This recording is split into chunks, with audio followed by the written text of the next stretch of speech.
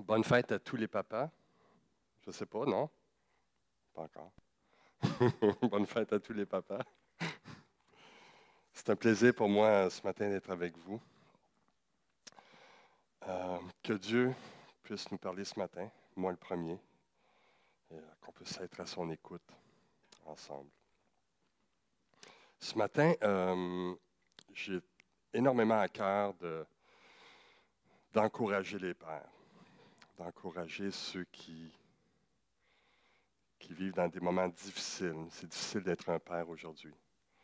Et je me rappelle, ça fait depuis 82 que je vais à l'église. Il y a aussi souvent ces messages-là à la fête des mères, comment les mères sont merveilleuses, puis être une mère, c'est se donner à 100%. Et c'est tellement vrai, c'est tellement beau, c'est tellement ça. Puis c'était édifiant, tous ces messages sur la fête des mères. Et à la fête des pères, c'était les hommes sont absents aujourd'hui. Il y a plein de divorces, ça va mal, les pères ne sont pas là.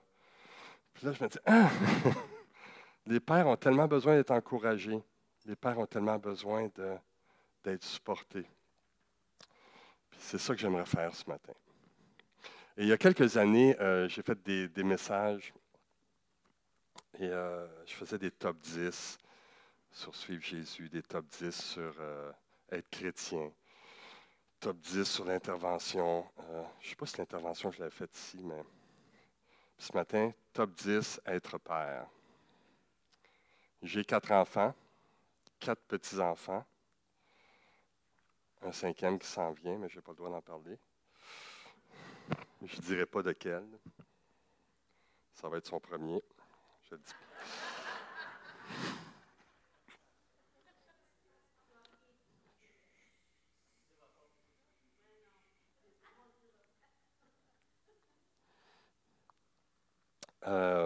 Ouais. Donc, être un père aujourd'hui. Le premier point, ce n'est pas nécessairement dans un ordre d'importance que je vais vous parler. Donc, le point 1, est-ce que c'est le plus important? Pas nécessairement. Pour moi, ils sont tous importants. Ils font toute partie de ma vie, de ces réflexions-là, à un moment donné ou à un autre dans ma vie. Et ce matin, ça va ressembler à une galerie d'art. J'ai mis mes toiles. J'ai pensé à ça hier soir. J'ai dit, qu'est-ce que je vais mettre pour que ça soit intéressant sur le PowerPoint plus que peut-être sur l'estrade. Fait que j'ai pensé, je vais mettre quelques-unes de mes toiles qui expriment un peu le point que je vais parler. Donc, le premier point, c'est regarder mon père biologique, et comprendre l'image de Dieu à travers ce regard. Je pense à mon père. Mon père, c'était un homme très bon, un grand monsieur. C'est un monsieur qui était pilote à la Deuxième Guerre mondiale. Il a bombardé les Allemands. Il s'est fait descendre par les avions allemands. Il a été prisonnier par les Allemands, les nazis. Il s'est évadé. Il y a toute une histoire. Il est décoré de la plus haute distinction des aviateurs au pays. Fait que ça, c'était mon père. Fait que quand mon père te regardait dans les yeux et il disait « Fais ton lit », tu le faisais. Puis quand mon père disait « On va aller pelleter »,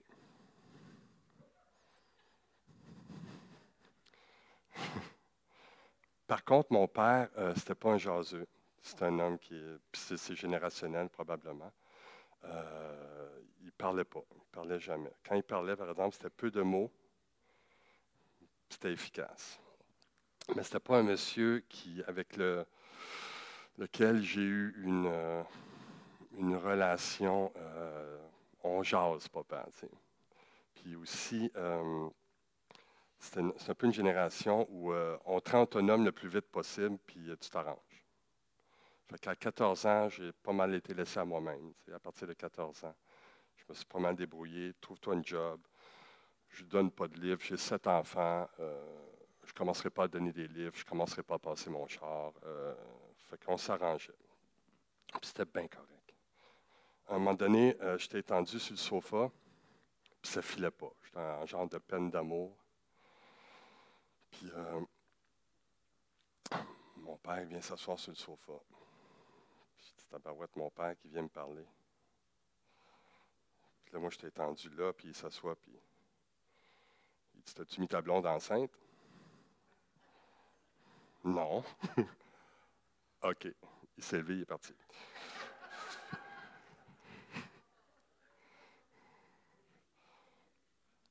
Mais mon père, c'était un homme présent. C'est un homme qu'on savait qu'il était là, puis qu'il y avait cette présence-là dans la maison rassurante et un peu dans le style Papa a raison, là, pour ceux qui ont connu cette époque-là. L'avez-vous connu ou c'est moi qui est trop vieux, là? Non, ça se peut pas. Ça se peut pas qu'il y ait personne qui a connu Papa a raison ici. OK, phew.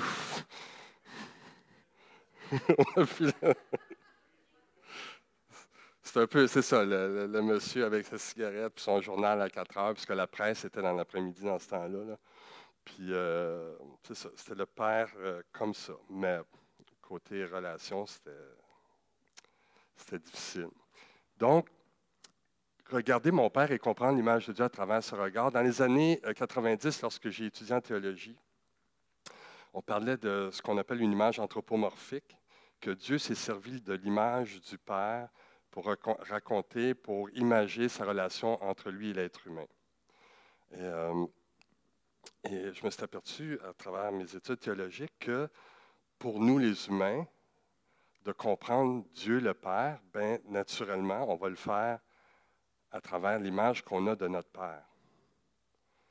Puis ça m'a éclairé sur énormément de choses que comment je voyais Dieu, puis des choses que j'avais à travailler aussi, comment voir Dieu. Parce que moi, je voyais Dieu comme je voyais mon Père. Ce personnage-là qui est présent, qui est là, qui est rassurant, et jamais je ne douterai qu'il est là. Donc, pour moi, avoir la foi que Dieu est présent, c'est dans le béton. De parler à Dieu, par exemple, oh, OK, là, c'est un peu plus ardu, c'est un peu plus compliqué. D'avoir une relation, de dire, hey, Seigneur, j'aurais besoin de ça, plus difficile. Que Dieu me dise, tu vas aller pelleter, là, un peu pour revenir à l'image, ou tu vas aller vers les gens de la rue, let's go, j'y vais, parce que c'est un ordre, c'est un commandement. Fait que pour moi, c'est pas difficile. C'était ça que j'avais avec mon père. Mon père me disait quoi faire, j'avais confiance en lui, je y allais avec lui, puis ça. Mais de parler, oh, là, c'est un peu plus compliqué. De demander des choses. Je ne demandais rien à mon père. Il ne donnait pas de livre. Fait que je ne demandais rien, mais fait que demander des choses à Dieu, pour moi, c'est non. C'est toutes des choses qu'il a fallu que j'apprenne. Ça fait qu'à travers le regard que j'ai eu de mon père, j'ai pu comprendre ma relation avec Dieu et les choses que j'avais à travailler. Fait que ça a été une étape importante dans ma vie, dans ce processus-là, de comprendre Dieu, de comprendre qui je suis et de comprendre mon Père dans les cieux. 2. Il n'y a pas de chiffre. Je dis 2, mais il n'y a pas de chiffre. Vivre dans la vérité. Vivre en Christ. Je vais vous lire Jean 14, 6. Je suis moi-même le chemin, répondit Jésus, la vérité et la vie. Hey, vous êtes tous de ce bord-là. Ah non, il y a un peu de monde. La vérité et la vie. Personne ne va au Père sans passer par moi. Si vous me connaissez, vous connaîtrez aussi mon Père. Et maintenant déjà, vous le connaissez, même si vous ne l'avez pas vu. Vivre dans la vérité, vivre en Christ, c'est prendre ce choix-là de vivre dans la vérité. Jésus, c'est la vérité. Et le pouvoir immense que Jésus dans nos vies, cette capacité qu'il a de révéler la vérité en dedans de nous. Dans cette relation qu'on a avec lui, Jésus fait sortir les choses les plus belles en nous, puis des fois les choses les plus laides aussi. Il nous amène à la vérité par rapport à nous-mêmes. Jésus s'est trouvé aussi la raison qui nous fait fonctionner, la raison qui nous garde en vie. Ce matin, je priais, puis je disais, Seigneur, aide-moi à continuer dans la raison que tu donnes à ma vie. Dans tous ces moments-là qu'on a eu dans la dernière année, beaucoup de choses ont été remises en question. Et le fonctionnement de l'Église, comment on communique, comment on fait tout ce qu'on fait. Mais Jésus, lorsqu'on se centre sur lui, il nous donne cette raison-là de continuer et d'agir. Ce qui nous amène à la vérité par rapport à nous-mêmes. Vivre dans la vérité, ce n'est pas nécessairement de s'exposer à tous. Puis, je n'ai pas toujours vécu dans la vérité non plus.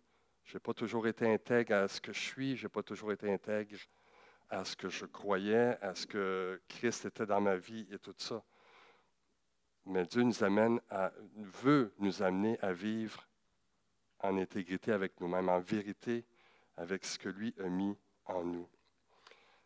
Cette vérité-là qui nous donne le courage d'aller jusqu'au bout, de donner le meilleur de nous-mêmes. Et la vérité, Jésus en moi, m'amène à donner le meilleur de moi-même en étant un père pour mes enfants. Donner tout ce que j'ai dans la situation que j'ai, dans toutes mes blessures, dans tout ce qui fait ce que je suis, d'être vrai. La vérité, c'est quelque chose qui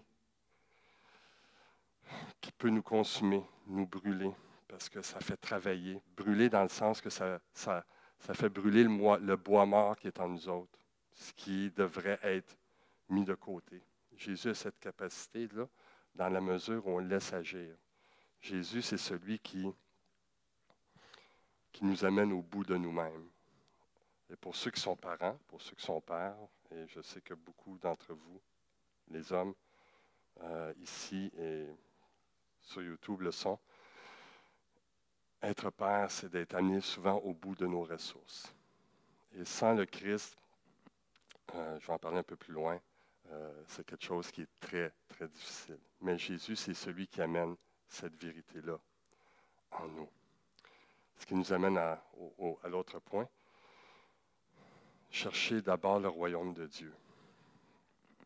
Je ne sais pas si j'ai le temps de lire tout le texte, mais on va parler beaucoup de chercher le royaume de Dieu. Dans la version du Sommeur, c'est « Faites donc du royaume de Dieu ce qui est juste à ses yeux, votre préoccupation première, et toutes ces choses vous seront données en plus. »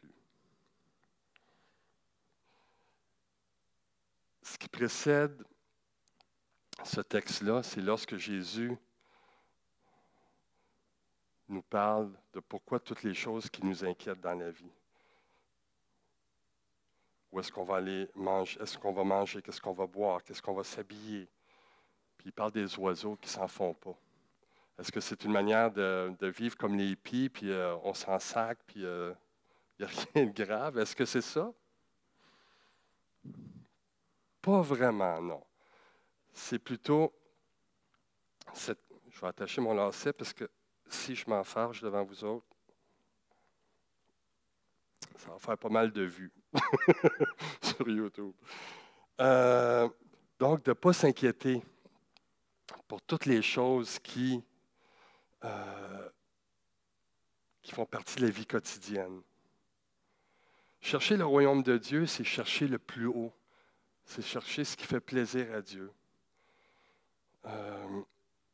Et toutes ces choses-là du quotidien qui pourraient nous accaparer dans notre monde, on appelle ça l'anxiété, on appelle ça la peur de manquer de ces choses-là.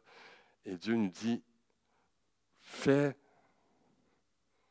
ce que tu dois faire. Qu'est-ce que tu dois faire? C'est chercher à plaire à Dieu. Chercher le royaume de Dieu, est-ce que c'est ou chercher sa volonté? Est-ce que c'est chercher la bonne décision dans chacune des étapes qu'on fait dans notre vie? Certainement. Est-ce que la bonne décision, il peut y en avoir plus qu'une? Certainement. Pour moi, la bonne décision, c'est d'agir en fonction de la rédemption des personnes qui sont autour de moi. Ça peut être des rédemptions au niveau matériel, ça peut être des rédemptions au niveau spirituel. C'est d'aider les gens qui sont autour de moi, c'est de faire le bien.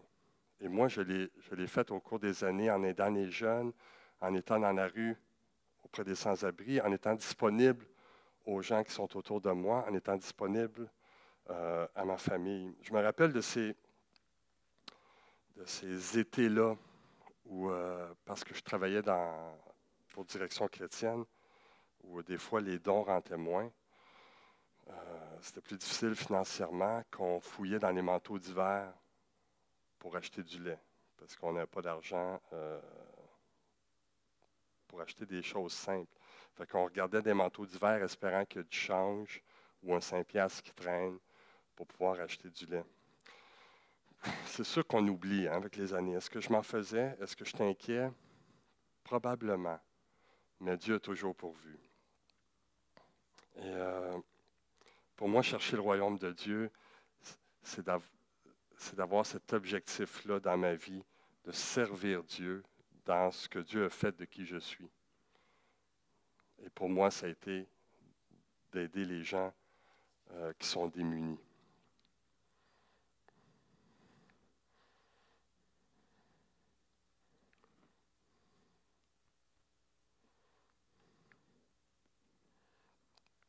Cultiver une vie spirituelle, une vie intérieure, un espace qui t'appartient, un espace entre Dieu et toi. Et ce matin, ce n'est pas moi qui va vous dire comment vous devez faire ça. Je pense que ça nous appartient à chacun d'établir la relation qu'on a avec Dieu. Au niveau de la lecture, au niveau de ce qu'on écoute, au niveau de ce qu'on chante, au niveau de notre moyen d'expression, de notre moyen aussi de prendre ce recul et de se retirer.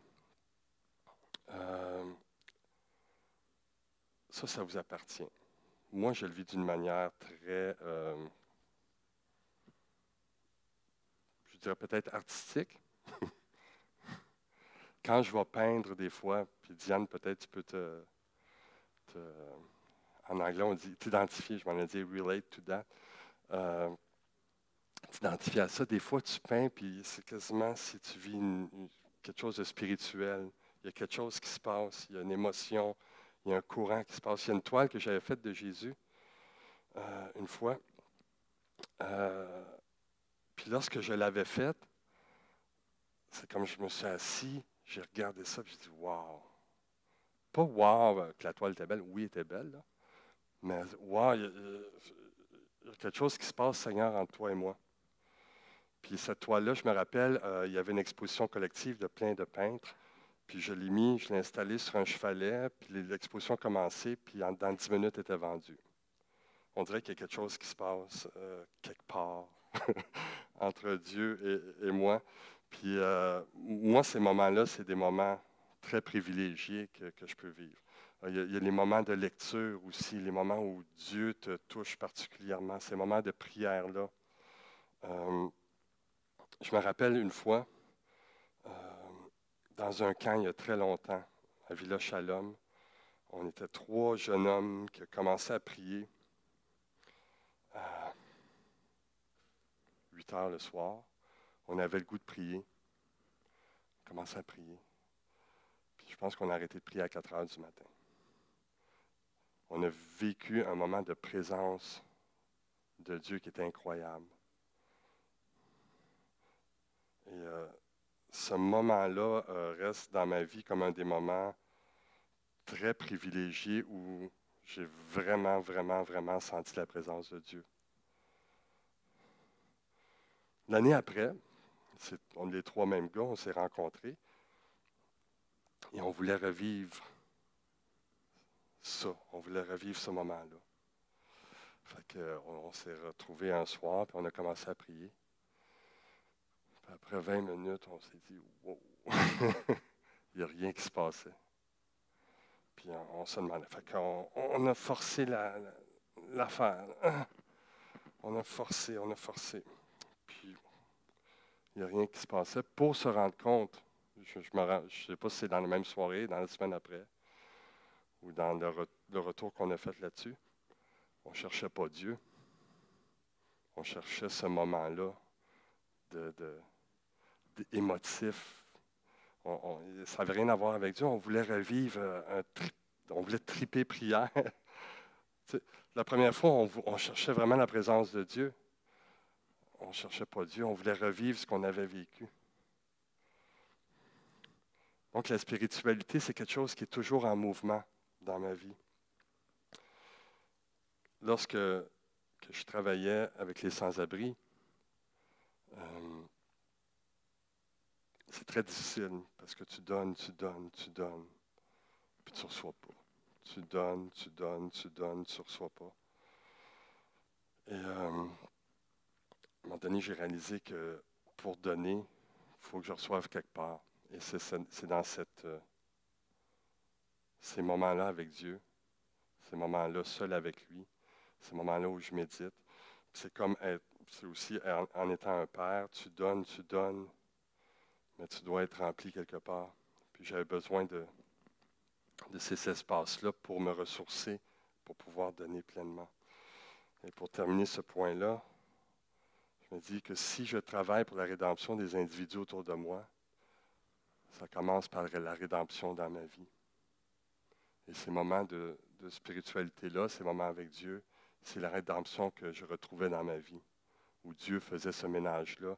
Et ce que je parlais tantôt, la vérité qui entre dans ma vie, de ces moments-là de lucidité face à lui, où je peux vraiment le voir tel qu'il est, puis me voir tel que je suis. Mais Dieu change les choses dans ma vie pour que je puisse retourner et être un bon père, et être un gars pas pire. 5. Être un modèle. Mes enfants me regardent. Nathalie et moi, on a fait un constat. Parce que Nathalie, elle a grandi dans une famille chrétienne. Et ce qu'il y avait à la maison, dans la famille, et lorsque cette famille-là se retrouvait à l'Église, c'était deux entités. Ce n'était pas la même chose qui se passait. Puis elle ne savait pas où se référer. Le père et la mère que j'ai à la maison et le père et la mère que j'ai à l'Église, ce n'est pas les mêmes personnes. Sans aller dans les détails. Puis c'était pas horrible non plus. Mais c'est comme à la maison, ça chialait, ça chialait, ça chialait. Puis à l'Église, tout va bien. T'sais. Puis Nathalie et moi, on a fait ce constat-là à un point dans notre vie. Pas que ça chialait, mais qu'on s'est dit, on va être un modèle d'une vie de couple pour nos enfants. Si vous êtes un homme qui est encore en couple, soyez un modèle d'une vie de couple pour vos enfants. Si votre vie est brisée d'une manière ou d'une autre, soyez un modèle de résilience dans votre vie brisée. Soyez un modèle d'humilité, de compréhension, d'acceptation dans votre vie. D'être un modèle de personne qui suit Dieu dans ce monde-là. Nous autres, par la grâce de Dieu, on est encore en couple. On choisit d'être un modèle de couple pour nos enfants parce qu'ils nous regardent et ils vont reproduire ce qu'ils voient. Et on veut être un modèle dans ce sens-là. Un modèle aussi dans ma carrière, dans la manière que je suis en relation avec les autres personnes autour de moi. Mes enfants m'observent. Je veux être un père qui est un modèle d'écoute, de réceptivité, parce que je me suis aperçu à un moment donné que mes enfants ont ce regard-là, puis ils me regardent agir, puis ils disent, OK, il fait ça comme ça. Je vais choisir de reproduire ça. J'ai besoin de comprendre qu'est-ce qui se passe pour modeler ce que je comprends de Dieu et que mes enfants vont à leur tour modeler ça. C'est le même principe qu'un luthier qui va apprendre à un apprenti à travailler l'instrument, à travailler tout court. Il y a des gens qui t'observent et disent, tu travailles comme ça, ou un musicien. Je regarde Sylvain Bellil puis je dis, lui, il fait ça comme ça. On va essayer de faire ça comme ça aussi. Pas capable encore. Ça s'en vient. Pas d'autre. Mais d'être un modèle aussi, parce qu'on observe beaucoup les gens qui nous inspirent dans nos vies. qu'on veut copier, qu'on veut comprendre, qu'on veut réussir à atteindre des niveaux qui nous amènent un peu plus loin. Et je veux être cette référence-là pour mes enfants en tant que père. Donner à mes enfants la capacité de choisir. Il y a quelques années, juste avant qu'Emmanuel, ma fille, commence son secondaire 1, j'ai pris une marche avec elle. Et on était dans la cour d'école, sa future cour d'école. Et on marchait, puis je parlais à ma fille. Puis je disais, Emmanuel, ici, la cour d'école, c'est là que tu vas prendre plusieurs décisions. C'est là que tu vas choisir d'être quelqu'un qui suit ou d'être quelqu'un qui influence l'autre. C'est là que tu vas choisir entre une personne qui fait des mauvaises actions, une personne qui fait des bonnes actions. Et moi, je te laisse aller dans ça. Puis, c'est les choix que tu vas faire. Puis c'est les choix que tu vas faire tout au long de ta vie. C'est les choix que tu auras à dire. Est-ce que moi, je vais être quelqu'un qui suit, qui est influencé, ou je vais être quelqu'un qui décide d'influencer? Et à certaines choses de ta vie, tu vas être influencé, et c'est OK. Et à d'autres moments de la vie, c'est toi qui vas influencer. Mais tu vas toujours faire soit un de ces choix-là d'influencer ou d'être influencé selon les valeurs qui sont dans ta vie. Et moi, en tant que père, je ne veux pas t'enfermer. Je veux te laisser aller et que tu as à prendre ces choix-là. Un peu comme dans le Jardin d'Éden, il y a une influence extérieure qui est arrivée et Adam et Ève ont eu à faire un choix. Dieu n'a jamais enfermé personne. Dieu a laissé libre l'être humain d'agir. Et c'est la question qui revient à tous les parents. Est-ce que vous voulez que vos enfants soient en sécurité? C'est sûr. Ou que vos enfants soient forts?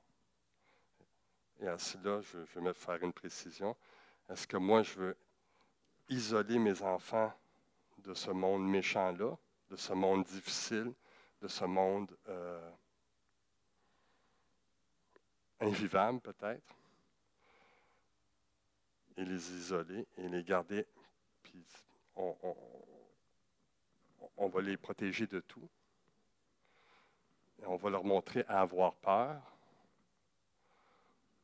où je veux envoyer mes enfants et leur donner les outils pour qu'ils puissent prendre des décisions selon leurs valeurs, selon ce qu'ils croient. Et moi, nous autres, on a choisi en tant que parents d'aller selon le deuxième choix. On vous envoie, c'est pas facile, mais on veut vous apprendre à prendre des bonnes décisions, à prendre des choix. Et ces choix-là commencent par les choix qu'on fait à la maison.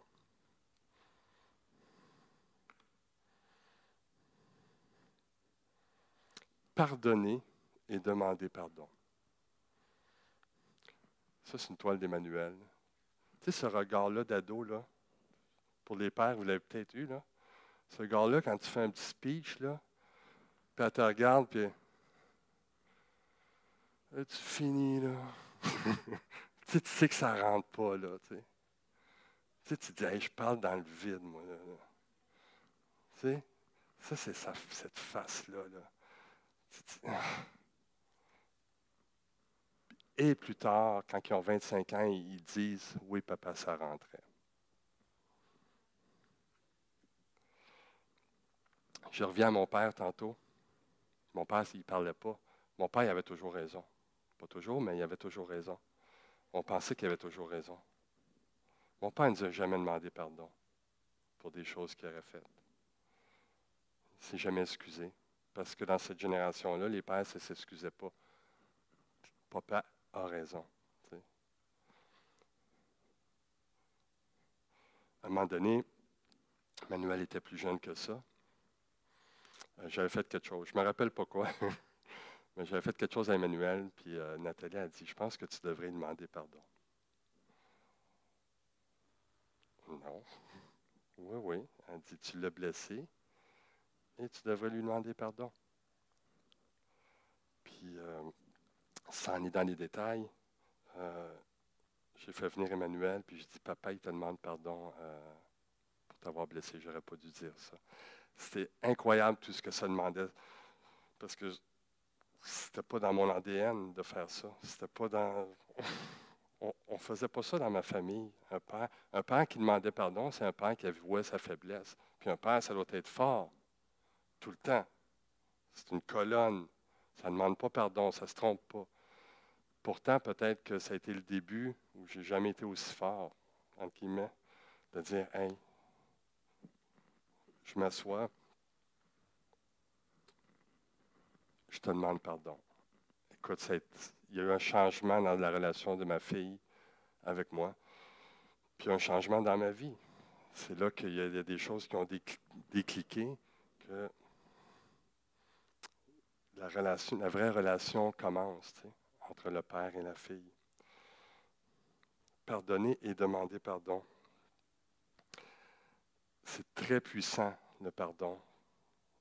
La relation dans le pardon, entre pardonner et être pardonné.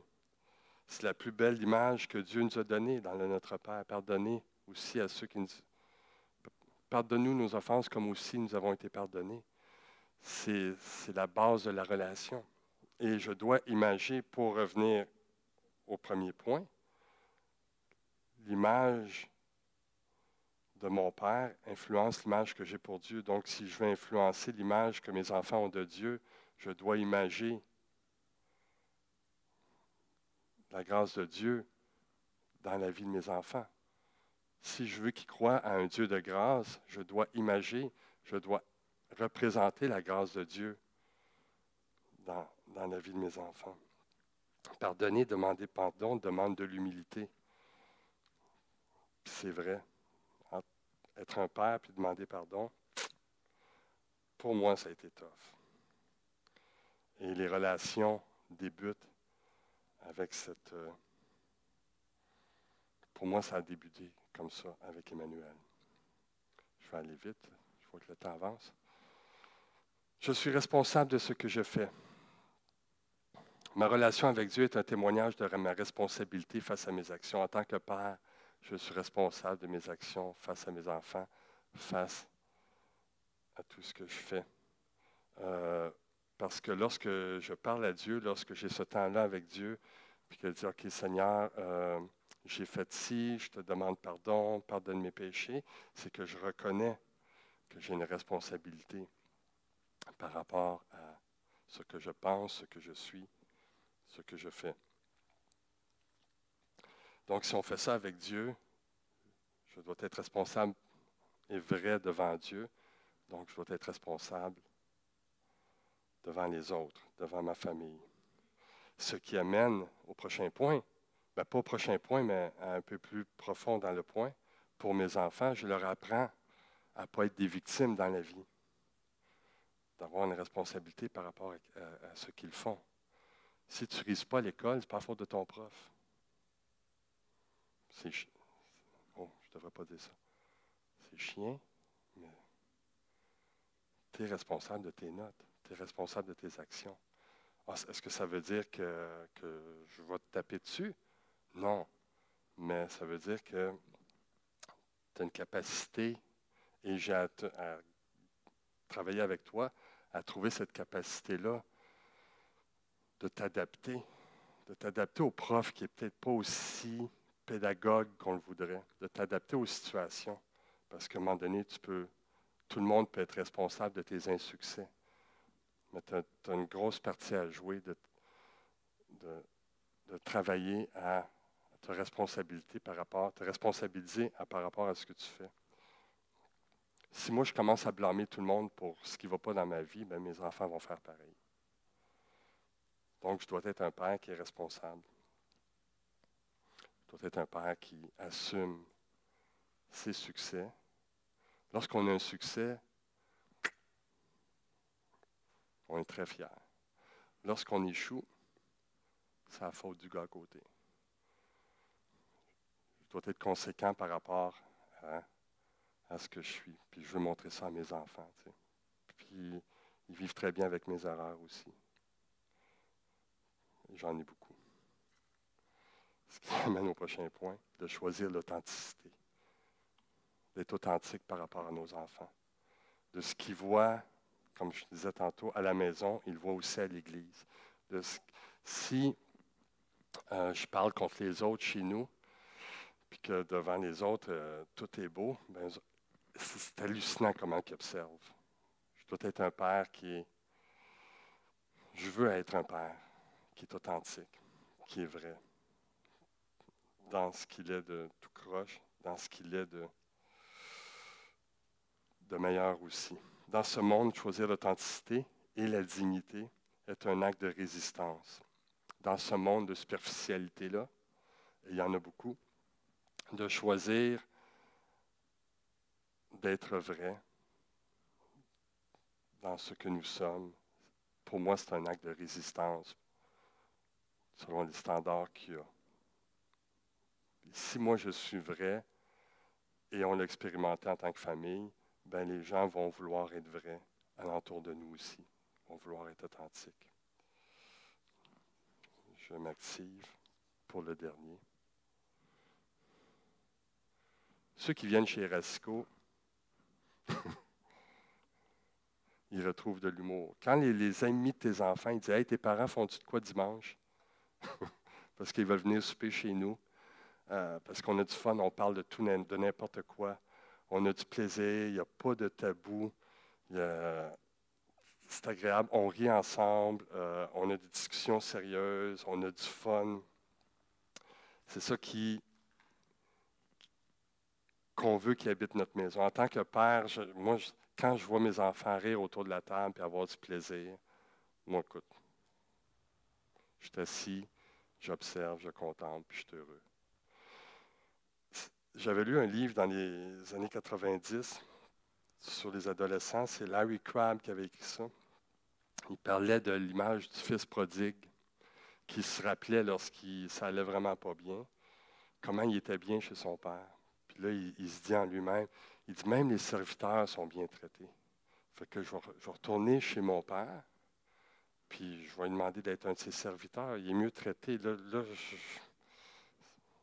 je mange la nourriture des cochons, puis je ne vais pas bien. Fait que je vais retourner parce qu'il se souvenait que chez son père, il était bien. Fait qu'il dit, je vais retourner là-bas.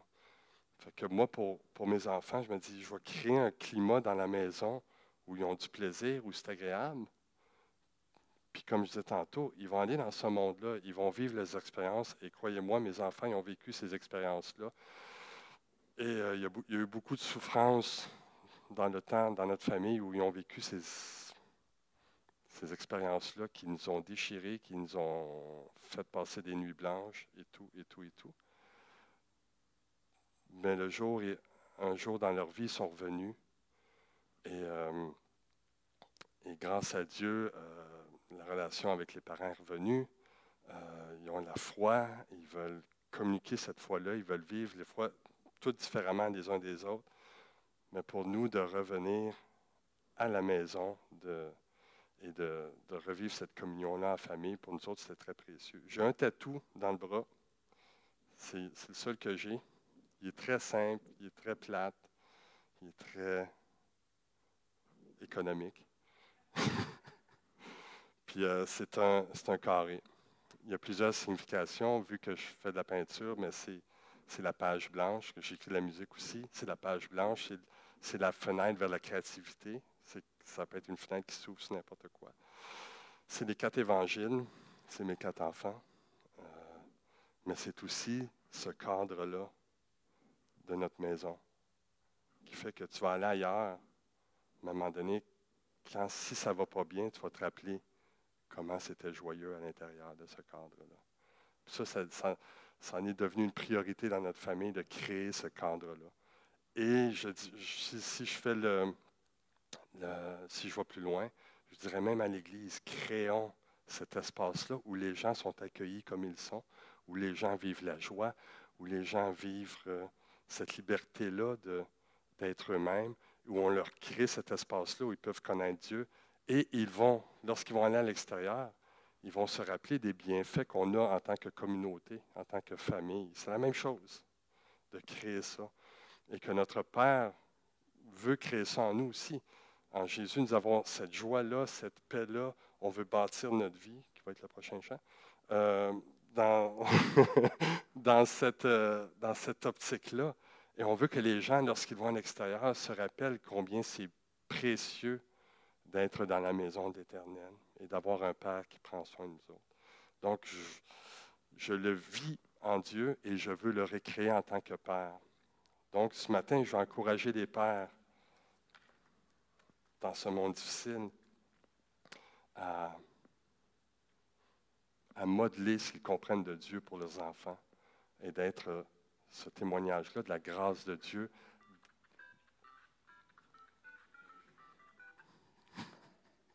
I love you. Pour de vrai. C'est cool. Ben, c'est ça, d'être un modèle de cette grâce-là pour les autres et dans notre vie aussi, d'avoir la compassion pour les autres, d'avoir la compassion pour soi-même. On fait des erreurs. Et de modeler ça pour les autres. Que la grâce de Dieu vous habite. On va finir par un chant. Je bâtirai ma vie. Et, bonne fête des pères.